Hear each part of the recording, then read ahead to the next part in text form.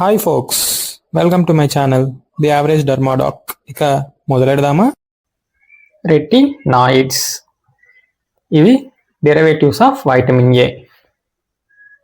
Vitamin ఏకి చాలా properties ఉన్నాయి అనమాట. Anti inflammatory, anti cancer, anti oxidant property. ఈ యాంటీ ఆక్సిడెంట్ ప్రాపర్టీ వల్ల it will prevent skin ageing and accelerates wound healing also. Main vitamin A normalises the abnormal keratinization. That is, it regulates the epithelial growth and differentiation. So ఈ vitamin A uses పొందడానికి retinoids ని తయారు చేశారు అనమాట. Retinoids అంటే ఏంటి? These are a family of vitamin A derivatives.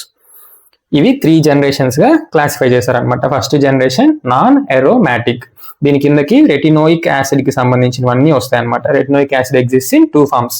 ఒకటి వచ్చి trans, T for retinoin, T for topical. ఇంకొకటి సిస్ ఫార్మ్స్ అనమాట. సిస్ ఫర్ సిస్టమిక్ ఫార్మ్స్ అనమాట. 13 సిస్, 9 సిస్, ఐసోట్రెటినైన్, ఆలిట్రెటినైన్. ఆలిట్రెటినైన్ కాస్త టాపికల్ ఫార్ములేషన్ లో కూడా అవైలబుల్ లో ఉంది. Next second generation mono aromatic. Second generation లో 2 డ్రగ్స్ ఉంటాయని గుర్తుపెట్టుకోండి. ఆ 2 systemic, acitretin, etretinate. Third వచ్చి poly aromatic, polyene, adapalene and routines అనమాట. Bexarotene, tazarotene. T for tazarotene, T for topical. మిగిలింది bexarotene, B for both topical, systemic. Simple. Third generation వచ్చి polyenes, polyaromatic, ఇంకా routines. ఈ 2 పదాలు వింటే అది third generation అర్థం చేసుకోవాలి. Next food, especially fatty meals increases oral bio availability of retinoids. Next metabolised in liver via CYP3A4 enzyme. Retinoids అనేవి fat soluble అనమాట. వాటిని liver oxidises to water soluble biological inactive products. So ఇవి ఈజీగా excrete అయిపోద్ది via bile main గా. Next urine ద్వారా కూడా excrete అవుతుంది. Coming to mechanism of action వచ్చేసి, రెటినాయిడ్స్ ఎలానో ఫ్యాట్ సాల్యుబుల్ కాబట్టి ప్లాస్మా మెంబ్రేన్ క్రాస్ చేసి సైటోప్లాజంలోకి ఈజీగా ఎంటర్ అవుతుంది. ఇక్కడ ఎంటర్ అయ్యాక రెటినాయిడ్ బైండింగ్ ప్రోటీన్స్ కి బైండ్ అవుతుంది అనమాట. అవి ఏంటంటే cytoplasmic retinoic acid binding protein 2, main గా స్కిన్ లో. ఇదేం చేస్తుంది? మన రెటినాయిడ్ ని సైటోప్లాజం నుంచి న్యూక్లియస్ లోపలికి తీసుకెళ్తుంది. వన్స్ రెటినాయిడ్స్ న్యూక్లియస్ లోకి ఎంటర్ అయితే మళ్ళీ ఇక్కడ కూడా రిసెప్టార్స్ ఉంటాయి, రెటినాయిడ్ న్యూక్లియర్ రిసెప్టార్స్. ఇవి రెటినాయిడ్ రాగానే బైండ్ అయ్యి యాక్టివ్ డైమర్స్ గా కన్వర్ట్ అవుతుంది.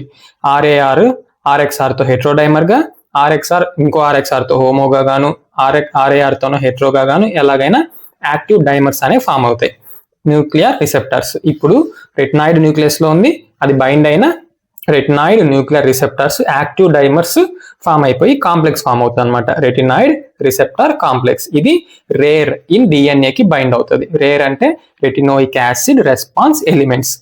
ఫైనల్ గా స్టిమ్యులేట్స్ జీన్ ట్రాన్స్క్రిప్షన్. ఈ జీన్ ట్రాన్స్క్రిప్షన్ జరిగాక దాని యొక్క యాక్షన్స్ ని ఎగ్జర్ట్ చేస్తుంది.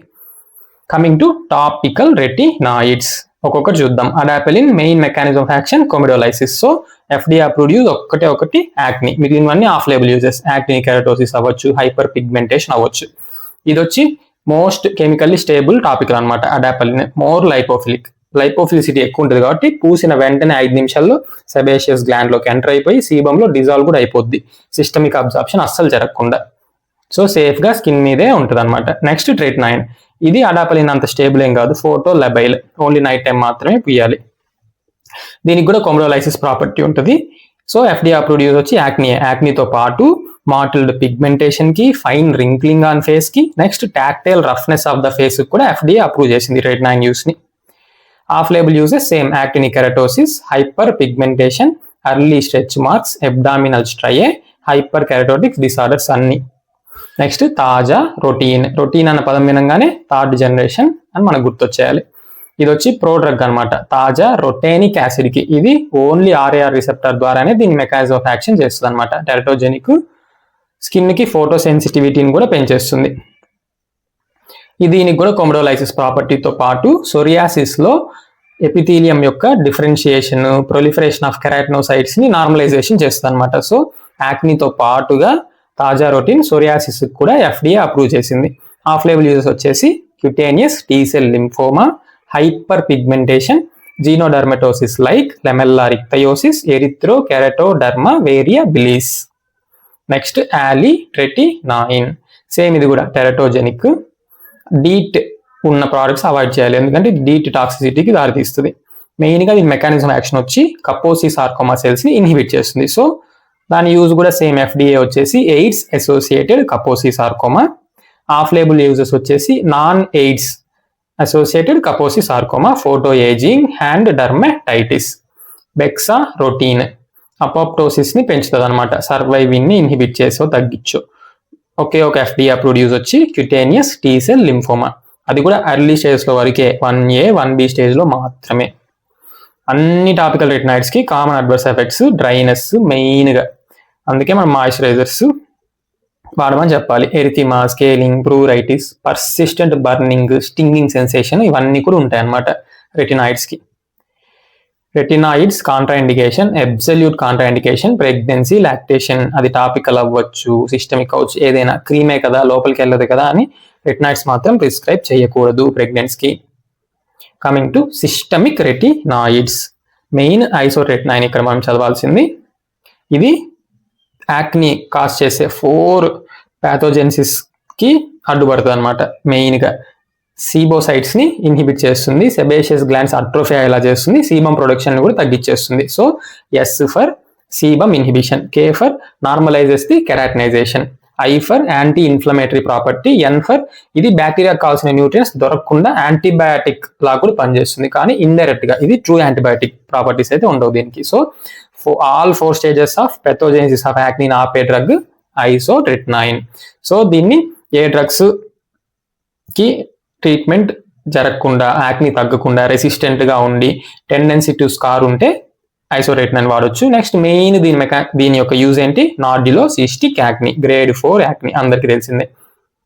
యాసిట్రెటిన్ ఇది drug of choice of pustular psoriasis, ఇంకా ఎరిథ్రోడర్మిక్ సోరియాసిస్ కి, సివియర్ రీకాల్సిట్రెంట్ ప్లాక్ టైప్ సోరియాసిస్ కూడా FDA అప్రూవ్ చేసింది.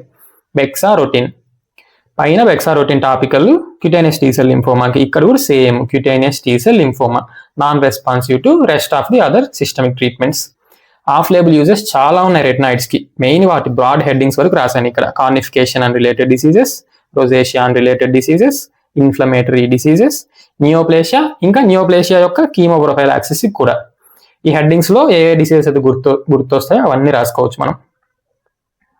Coming to adverse effects of systemic retinoids, main teratogenicity, ఇది ఒక idiosyncratic side effect.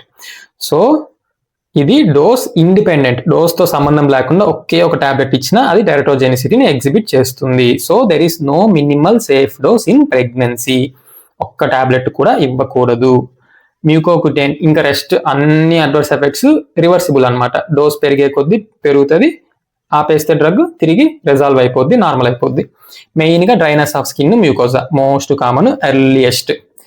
Dry lips కనుక వచ్చిందంటే వాళ్ళు కరెక్ట్గా ఐసోరెటినైన్ తీసుకుంటున్నట్టు, అందుకే డ్రై లిప్స్ వచ్చిందనమాట. మార్కర్ ఆఫ్ కాంప్లైన్స్ గా కూడా పనికొస్తుంది ఈ side effect, dryness. Next increases liver transaminases, serum lipids and cases leucopenia, central hypothyroidism. CNS side effects మెయిన్గా సూడో ట్యూమర్ సెరబ్రీ. ఈ సైడ్ ఎఫెక్ట్ టెట్రాసైక్లిన్స్ తో పాటు కనుక ఇచ్చామంటే ఇంకా ఎక్కువ వచ్చే ఛాన్స్ ఉందన్నమాట. Pseudo tumour cerebri, severe vomiting, nausea ఇవన్నీ ఉంటుంది అనమాట సూడో ట్యూమర్ సెరిబ్రైలో. ఇంకా సెక్షువల్ డిస్ఫంక్షన్, డిప్రెషన్ మెయిన్గా ఐసోరెటినైన్ తో మాత్రమే చూసారనమాట. నార్డిలోసిస్టిక్ యాక్ని, గ్రేడ్ 4 యాక్ని తగ్గితే డిప్రెషన్ కూడా తగ్గుతుంది నార్మల్గా, కానీ ఐసోరెటినైన్ వల్ల కూడా కొన్ని కేసెస్లో డిప్రెషన్ వచ్చిందంట. Bone, diffuse interstitial skeletal hyperostosis, ఇది మనం అందరం నీట్ పీజీకి చదివేటప్పుడు ఇనే ఉంటాం, డిష్ అని. Next investigations and monitoring, adverse effects చదవగానే మనకి ఇన్వెస్టిగేషన్స్ ఒక ఐడియా వచ్చేస్తుండాలి. ఏమేమి చేయాలి, baseline urine pregnancy test, pregnancy పొరపాటుకు టెరటోజెనిక్ డ్రగ్స్ ఇవ్వకూడదు కాబట్టి. Next complete blood picture, RFT, LFT, main lipid profile కూడా చేసుకోవాలి. ఫాలో అప్ లో సేమ్ అన్ని ఇన్వెస్టిగేషన్ మంత్లీ వన్స్ అలా చేసుకుంటూ వస్తాం, 3 to 6 months. తర్వాత ఎవ్రీ 3 months వన్స్ చేస్తే సరిపోతుంది. ఎక్సెప్ట్ యూరిన్ ప్రెగ్నెన్సీ టెస్ట్, ఒక్క మంత్ కూడా మిస్ అవ్వకుండా యూరిన్ ప్రెగ్నెన్సీ టెస్ట్ చేయాల్సిందే రెటినాయిడ్స్ మీద ఉన్న పేషెంట్కి. Coming to contraindications, absolute, ఏ డ్రగ్ కైనా అబ్జల్యూట్ కాంట్రా ఇండికేషన్ కళ్ళు మూసుకొని హైపర్ సెన్సిటివిటీ రాసేయడమే. ఇక్కడ ఇది టెరటోజెనిక్ కాబట్టి ప్రెగ్నెన్సీ అండ్ లాక్టేషన్ కూడా. Relative significant liver and renal dysfunction, leucopenia and abnormal lipid profile అనేది రిలేటివ్ కాంట్రా ఇండికేషన్. చూసుకొని వాటిని కరెక్ట్ చేసుకొని పెట్టుకోవచ్చు. ఛానల్ పేరు గుర్తుందిగా, లైక్, షేర్, సబ్స్క్రైబ్ చేయడం మాత్రం మర్చిపోకండి. Thank you. హస్తల విస్తా ప్లస్ విదైన్య.